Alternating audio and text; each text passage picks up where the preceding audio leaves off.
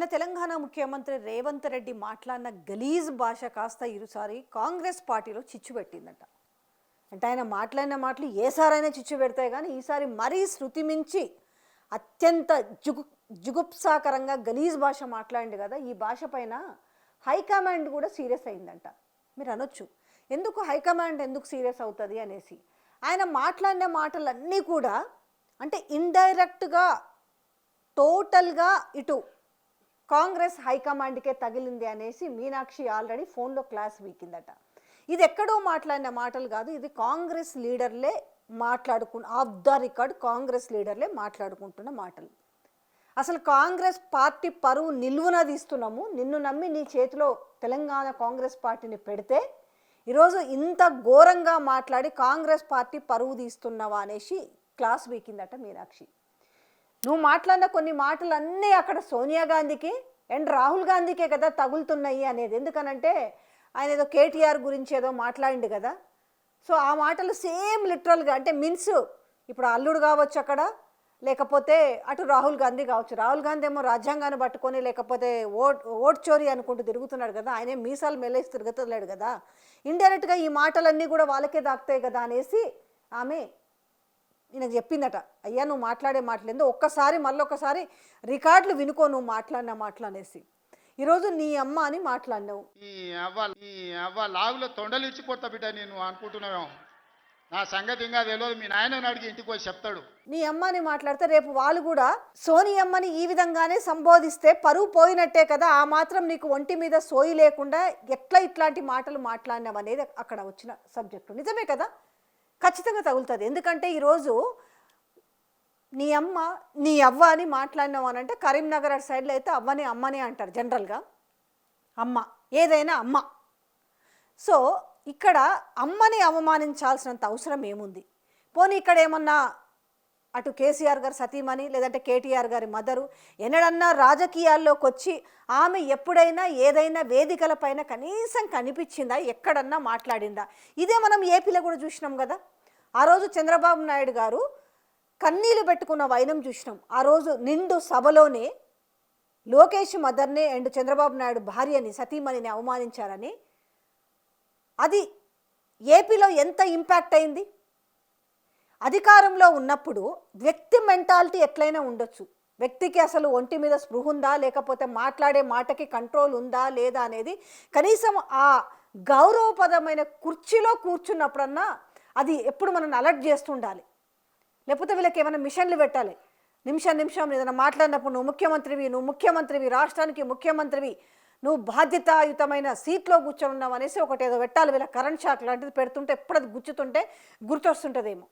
ఏపీలో చూసారు కదా, వాళ్ళ గురువు గారికి అవమానం జరిగితే ఆ అవమానమే ఈరోజు ప్లస్ అయ్యి వాళ్ళు 11కు పరిమితం అయితే వీళ్ళు కూటమి 164 సీట్లకు వచ్చారు కదా. ఆ మాత్రం తెలుసుకోకుండా ఉచ్చం నీచం లేకుండా మాట్లాడితే ఈ మాటలు ఈరోజు పెడార్థాలకు దారి తీస్తలేవా? ఈరోజు ఇంట్లో ఉన్న వాళ్ళని బయటికి లాక్కు రావాల్సిన అవసరం ఏంది?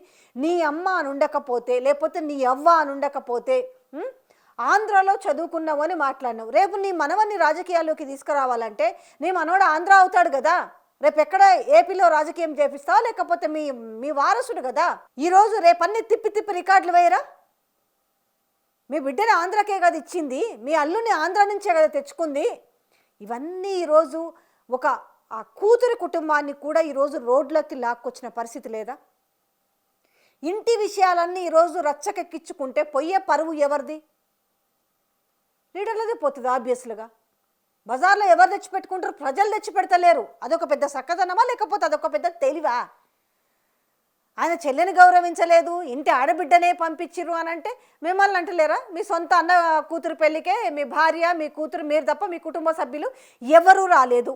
ఎందుకు ఇట్లా ఒకరిని ఒకరు ఎండిపోసుకోవడం ఎందుకు అనేది? ఎందుకంటే ఎట్లుంటాయంటే మాట్లాడేటోళ్ళ మాటలన్నీ ఈ గురువింద గుంజ సామెత ఉంటుంది. పైన అంత ఎర్రగా ఉన్నా కింద నేను నల్లగా నాకు కనపడదు అన్నట్టుగా ఇన్ని తెలిసి కూడా ఈ రకంగా మాట్లాడుతుంటే ఈరోజు మీరు మాట్లాడిన మాటలన్నీ కాంగ్రెస్ పార్టీ వాళ్ళని ఉద్దేశించి అలాగే గాంధీ కుటుంబాన్ని ఉద్దేశించి మాట్లాడిన మాటలని చెప్తున్నారు. ఎందుకంటే ఇక్కడ ఫెయిల్యూర్ అయిన లీడర్లు ఏం లేరు కదా. 39 సీట్లు వచ్చినాయి, 1.8% కేవలం డిఫరెన్స్ ఓటు శాతం. కానీ ఇప్పుడు ఎట్లా ఉంది? ఇప్పుడు సోనియా గాంధీ ఆధ్వర్యంలో నడుస్తున్న కాంగ్రెస్ పార్టీ పరిస్థితి దేశంలో ఎట్లుంది? కేవలం ఇవాళ 3 అంటే 3 రాష్ట్రాలకి పరిమితమైంది. బీహార్లో ఏమైంది? కాలికి బలపాలు కట్టుకొని తిరుగుతూ నువ్వు కూడా తిరుగుతావు కదా. ఇవాళ ఈ గారు నుంచి నువ్వని సంబోధించేదాకొచ్చింది అని అంటే ఎదుటి వాళ్ళ ప్రవర్తన బట్టి ఇంకొకరు మాట్లాడుతారనడానికి మీరిచ్చే ఉదాహరణ. దట్టు మీరు రాష్ట్ర ప్రజలకు ఏం చెప్పదలుచుకోరు? సరే, గత ముఖ్యమంత్రి మాట్లాడిండ్రు అనేది కదా ఇప్పుడు అంతా కూడా సోషల్ మీడియాలో కూడా వైరల్ అవుతుంది. గత ముఖ్యమంత్రికి ఇదే కదా మీరేమంటారు? గత ముఖ్యమంత్రికి అహంకారము, గత ముఖ్యమంత్రి మంత్రులను గెలవలేదు, ఎమ్మెల్యేని గెలవలేదు, అహంకారపు మాటలు మాట్లాడిండ్రు అనేది పదే పదే మీరు ఉచ్చారణ చేస్తూ వల్లే వేస్తారు కదా. మరి అది నచ్చకనే కాబోలేము. ఈరోజు ప్రతిపక్షానికి పరిమితం అయిండ్రు కదా. మరి మీకు ఆ జ్ఞానోదయమైన ఆ గుణపాఠమన్నా ఉండాలి కదా. నేనన్న కనీసం నేను నా ఒళ్ళు ఇల్లు నా నాలుక నేను దగ్గర పెట్టుకొని మాట్లాడతాను, లేకపోతే నాకు కూడా అదే పరిస్థితి వస్తుందనే జ్ఞానోదయం లేకుండా పోయిందా అనేసి తెలంగాణ ప్రజలు మాట్లాడుతున్నారు. ఇవాళ కొత్త సర్పంచ్లకు మీరు ఏం మెసేజ్ ఇవ్వదలుచుకున్నారు? రాష్ట్ర ప్రజలకు ఏం మెసేజ్ ఇవ్వదలుచుకున్నారు? ఇవాళ మీరు ప్రతి మాట మీరు ఢిల్లీలో ఉన్న గాంధీ కుటుంబం గురించి గలీజు భాష మాట్లాడినట్టే అనుకుంటున్నారు ఈరోజు కాంగ్రెస్ పార్టీలో ఉన్నారు. ఎందుకంటే అతి ఫెయిల్యూర్ లీడర్గా ముద్రపడ్డది ఎవరు అని అంటే రాహుల్ గాంధీ. ఆయన ఆధ్వర్యంలో వచ్చిన ఎలక్షన్ల సంగతి అన్నీ చూస్తారు కదా.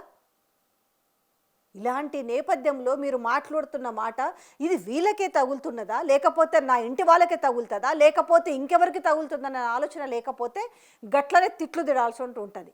3 సంవత్సరాలు మీరే ఉంటారనుకున్న నేపథ్యంలో మీరు ఏకంగా గాంధీ కుటుంబానికి కనుక ఎసరుపెట్టి గాంధీ కుటుంబాన్ని చులకన చేసి మాట్లాడితే, ఎందుకంటే మీరు మాట్లాడే మాటలు మీ హిడెన్ పాలసీ తెలియకుండానైతే కాంగ్రెస్ పార్టీలు ఎవరు లేరు కదా. సో ఇది ఆమె మీనాక్షి నటరాజన్ హుటాహుట్నే ఢిల్లీకి పిలిపించడానికి కారణం కూడా అదేనట. సో మరి ఏం సమాధానం చెప్తాడో, మరి పోయి కాలు పట్టుకుంటాడో. నేను అన్నది మిమ్మల్ని కాదు, అసలు మీకు ఈ మాటలు తగిలొస్తాయేమని కూడా నేను అనుకోలేదు, ఐఎమ్ వెరీ సారీ అనేసి మరి కాలు పట్టుకుంటాడో కడుపులో తలకాయ పెడతాడో ఆయన భాషలో చెప్పాలంటే. సో ఇదంతా కూడా ఇప్పుడు నెట్టింటో వైరల్ అవుతున్న సబ్జెక్టు. ఇదంతా కూడా గాంధీ కుటుంబానికి ఎసరు పెట్టిండు. గాంధీ కుటుంబంలోని రాజకీయాలన్నిటినీ కూడా ఈయనే వడిసి పట్టాలన్న ఒక దురుద్దేశంతో నిన్న మాట్లాడిన మాటలు కూడా అందులో ఒక ఆంతర్యం ఉందని అనుకుంటున్నారు.